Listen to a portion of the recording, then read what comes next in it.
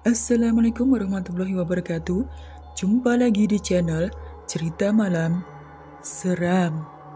Sebelum kita mulai ceritanya, jangan lupa like video ini dan subscribe channel ini, serta nyalakan lonceng notifikasinya agar tidak ketinggalan cerita-cerita lainnya. Kali ini saya akan membawakan cerita yang berjudul Pengalaman Horor KKN, Rahasia di Posko Angker. Tanpa berlama-lama, langsung saja kita mulai ceritanya. Siska adalah seorang mahasiswi dari universitas swasta di Yogyakarta. Terlibat dalam program KKN di sebuah desa terpencil di Klaten, Jawa Tengah. Dia tidak pernah menyangka saat mengikuti KKN tersebut, ia akan mengalami hal-hal yang tak biasa yang membawanya pada peristiwa-peristiwa yang menguji keberanian dan kepercayaannya pada hal-hal yang tak terlihat. Hari itu, Jumat 10 November 2016, aku dan 9 teman lainnya akan berangkat ke desa A di Klaten untuk menjalani tugas KKN. Setelah perjalanan 3 jam yang melelahkan, aku dan teman-temanku tiba di desa A. Di sana, kami disambut oleh Pak RT dan istrinya. Lalu Pak RT membawa kami semua ke sebuah rumah kosong yang akan menjadi posko kami selama KKN. Rumah itu memiliki 2 kamar tidur, sebuah dapur, aula, dan ruang tamu. Namun, ada yang aneh dari KKN kali ini. Pak RT memberi kami peraturan yang membuat kami semua bingung. Yaitu, kami dilarang menempati 2 kamar tidur yang ada dan kami tidak diperbolehkan memasuki ruangan aula. Kami hanya boleh menggunakan ruang tamu dan sebuah ruangan kecil yang diapit antara aula dan 2 kamar. Lalu kami memutuskan untuk yang laki-laki tidur di ruangan yang diapit aula dan kamar, serta yang perempuan tidur di ruang tamu. Malam pertama kami tinggal di sana terasa biasa saja, meskipun suasana rumah terasa dingin dan sepi. Namun, aku merasa ada yang lain dari rumah itu. Perasaan yang tak biasa mulai merayap di pikiranku. Setiap aku melewati aula untuk menuju ke dapur, aku merasakan hawa yang tak biasa. Aku juga tidak bisa menghilangkan firasat buruk setiap kali kami beraktivitas di rumah itu. Satu malam, Tiara mengajak kami keluar untuk mencari makan bersama teman-teman yang lain. Lalu kami memutuskan untuk membeli makanan di warung dekat pos kami. Di samping warung ada sebuah pohon mangga yang rindang dengan sebuah tempat duduk di bawah pohon itu. Aku dan temanku Vina memutuskan untuk duduk di bawah pohon mangga itu. Saat kami sedang makan, tiba-tiba aku merasakan ada satu daun mangga kering jatuh tepat di atas kepalaku. Dan bersamaan dengan itu pula, samar-samar aku pun mendengar satu bisikan yang memanggil namaku. Siska. Aku gemetar, detak jantungku serasa akan berhenti. Wajahku sudah pucat pasi merasakan hal aneh itu. Dengan keberanian yang masih tersisa, lalu aku bertanya pada teman-temanku, berharap mereka mendengar bisikan itu juga. Akan tetapi, tidak ada satupun teman-temanku mendengar bisikan itu. Tak berhenti sampai di situ, rasanya belum bisa menetralkan pikiranku dan berlanjut dengan bau bunga melati yang menyengat hidungku, membuat hatiku semakin tak karuan. Tanpa pikir panjang, aku pun menelepon Zul, teman cowok yang aku anggap paling berani untuk menjemputku. Sebenarnya sebelum berangkat tadi, Zul sudah memperingatkan aku untuk tidak keluar rumah. Namun entah mengapa, aku merasa tidak akan terjadi apa-apa. Dan ternyata firasatku salah. Sesampainya di posko, aku menceritakan semua hal yang terjadi tadi kepada Zul. Dan lalu ia memperingatkanku, "Kamu itu sensitif, jangan sembarangan keluar malam." Suatu malam, Tiara, teman sekamarku, membangunkanku untuk memintaku menemaninya memasak mie di dapur. Dengan mata yang masih menahan kantuk, aku pun beranjak dari tempat tidurku. Sebenarnya, aku pun masih malas untuk menuruti permintaan temanku itu. karena aku masih terbayang-bayang kejadian di warung makan tadi sore. Namun, aku merasa iba padanya. Tak tahan mendengar rengekannya karena lapar. "Nanti aku buatkan juga deh buat kamu. Tenang aja," katanya tadi. Saat kami berjalan beriringan melewati aula, seketika bulu tengkukku meremang. Ada perasaan aneh yang menjalar di tubuhku. Namun aku memutuskan untuk diam. Takut temanku mengurungkan niatnya memasak mie. Setelah sampai dapur, keadaan dapur gelap gulita. Lalu aku berjalan ke sisi sebelah kanan ruangan mencari saklar untuk menyalakan lampu itu. Untungnya saat itu, aku tidak kesulitan menyalakannya. Dan yang aku syukuri lagi, keadaan di situ masih terbilang aman tanpa gangguan. Tanpa lama-lama, Tiara mengambil panci yang diisi air dan menyalakan kompornya. Aku yang tak ingin cuman bengong memutuskan untuk membuat kopi. Saat kami tengah sibuk dengan aktivitas kami masing-masing, tiba-tiba lampu yang tadinya menyala terang mendadak redup dan lama-kelamaan mati. Aku terkaget dan merasakan hawa yang tak mengenakkan. Namun aku hanya diam mematung sambil menutup mata berharap semuanya cepat berlalu.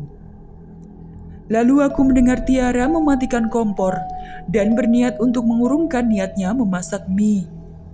"Gelap sis, kita ke kamar aja yuk," pintanya dengan nada kesal.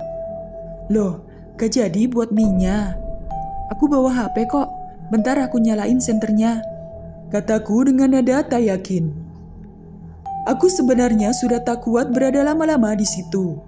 "Dah, ayo ke kamar aja," kata Tiara sambil menarik tanganku.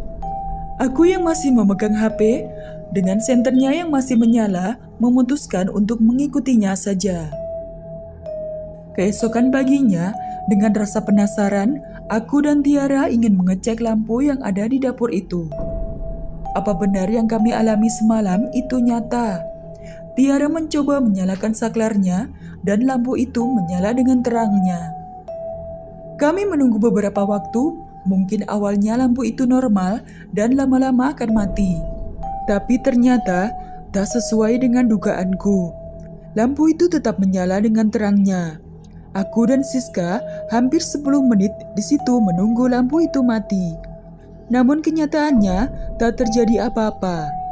Rasa takut kami makin menjadi saat mendapati lampu itu baik-baik saja. Siang harinya, Zul bercerita bahwa dia pernah melihat sosok kakek tua duduk di teras rumah saat malam sebelumnya. Sosok itu hilang saat Zul mencoba mendekat. "Jangan ceritakan ini ke yang lain, biar mereka nggak takut," katanya dengan nada lirih. Lalu kami pun menceritakan kejadian semalam saat kami di dapur kepadanya. Waktu berlalu dari kejadian-kejadian aneh yang kami lalui beberapa hari kemarin. Suatu malam, hanya aku dan Dea yang tinggal di posko karena teman-teman lain menghadiri rapat desa. Kami ditugaskan untuk menyelesaikan laporan karena teman-teman akan pergi memenuhi undangan itu. Posko terasa lebih sunyi dari biasanya. Kalau hari-hari sebelumnya banyak kendaraan yang lalu lalang dan ada pula beberapa penjual makanan yang keliling, namun berbeda dengan malam ini. Tak ada satupun kendaraan maupun penjual yang lewat. Lalu samar-samar terlihat ada orang berjalan dari kejauhan. Kami tak asing dengan orang itu. Ya, itu Pak RT.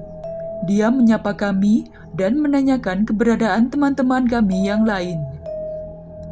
Dan dia pun menjawab jika teman-teman yang lain sedang pergi ke balai desa menghadiri pertemuan dengan Pak Lurah. Pak RT pergi begitu saja setelah dia menjelaskan tadi. Tak biasanya dia tak mampir, tetapi ini berlalu tanpa basa-basi. Tak lama setelah itu, dia menerima pesan foto dari Pak RT. Di foto itu, terlihat kami berdua duduk di teras, namun ada asap putih di belakang kami.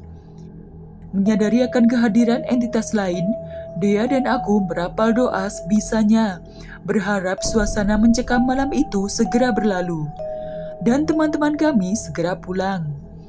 Tepat pukul 9 malam, semua teman kami pulang. "Kalian kenapa? Kok tegang gitu mukanya?" tanya seorang teman kami. "Gak apa-apa, kami takut aja tadi nunggu kalian gak balik-balik," jawabku meyakinkan. Aku dan Dea seolah tak ingin memberitahukan pesan Pak RT tadi pada yang lain. Keesokan paginya, Zul akhirnya membuka rahasia rumah itu. Posko ini diapit 2 tanah suci. Yang satu adalah pemakaman, dan yang lain tempat angker yang dikeramatkan warga. Dia mencoba menjelaskan kepada kami. Zul ini memang berbeda. Dia bisa melihat makhluk-makhluk tak kasat mata. Kami yang mendengarnya bergidik ngeri, dan kami heran kenapa Pak RT waktu itu tak menjelaskan tentang keangkeran rumah yang kami jadikan posko ini. Aku pun mulai memahami alasan di balik larangan memasuki 2 kamar dan aula itu. Namun, teman-teman yang lain tidak percaya akan hal itu. Salah satu teman cowok nekat tidur di salah satu kamar terlarang. Ada pula yang dengan santainya memasuki ruang aula. Malam itu, ketika teman kami yang tidur di kamar itu sedang pulas, tiba-tiba dia berteriak panik, mengatakan dirinya ditarik oleh sesuatu ke bawah ranjang, dan setelahnya dia jatuh sakit. Keesokan harinya, seorang tetangga depan posko meninggal. Namun anehnya pada malam harinya, desa malah mengadakan acara dangdutan. Sebuah tradisi yang menurut warga bertujuan untuk mengusir roh jahat dan kesialan. Lalu kami bertemu dengan seorang ibu-ibu di acara itu. Beliau mengundang kami untuk mampir ke rumahnya. Karena aku tak suka dengan acara seperti itu, akhirnya aku, Zul dan Dea memutuskan untuk mampir. "Gimana, kalian betah gak tinggal di rumah itu?" tanyanya serius. "Kalian pernah gak ngalamin kejadian aneh di sana?" Sebelum kami menjawab pertanyaan tadi, ibu itu sudah menambahinya. "Iya Bu, kami beberapa kali mengalami kejadian aneh," jawab Dea dengan santainya. "Rumah itu sudah dari tahun 2006 tidak ditinggali. Pemiliknya adalah seorang kakek renta yang tinggal sendiri. Istrinya sudah meninggal dan anak laki-laki satu-satunya juga sudah menikah dan tinggal di kota. Setelah kakek meninggal, entah kenapa kehadiran kakek itu seperti tidak pernah pergi." Penjelasan ibu tadi telah menjawab misteri keangkeran di rumah itu yang kami alami. Mungkin arwah pemilik rumah itu tidak suka dengan kehadiran kami, sehingga arwah kakek itu mencoba terus menghantui kami. Malam terakhir KKN, teman-teman memutuskan mengadakan acara kecil untuk merayakan berakhirnya tugas kami ini. Namun, suasana berubah mencekam ketika satu persatu peserta KKN mengaku mendengar langkah kaki di aula. Saat mereka mencoba mengabaikannya, pintu aula tiba-tiba terbuka sendiri dengan keras, seolah-olah ingin mempersilahkan mereka untuk masuk. Mereka semua berlari keluar rumah, tetapi suara-suara aneh terus terdengar dari dalam. Bisikan, langkah kaki, bahkan suara tawa pelan yang membuat bulu kuduk meremang. Aku dan teman-teman yang lain akhirnya selamat dari pengalaman tersebut. Sepulang dari KKN, aku sering merenungkan kejadian itu. Ada sesuatu yang tak bisa dijelaskan dengan logika. Dari semua pengalaman mencekam itu, aku belajar untuk lebih menghargai hal-hal yang tak terlihat dan mendengarkan nasihat orang tua serta tradisi setempat. Desa itu kini menjadi kenangan, lengkap dengan bayangan menyeramkan yang tak pernah hilang dari ingatanku.